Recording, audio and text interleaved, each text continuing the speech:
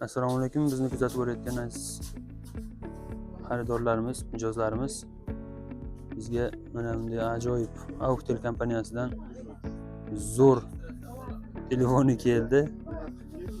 Batareykasi zo'r bo'lsin deganlar uchun mana o'sha telefonni mana ochig'idan 10 ming mAh batareykalari uzoq vaqt 2-3 kunga bemalol yetadi degani bu degani. Mana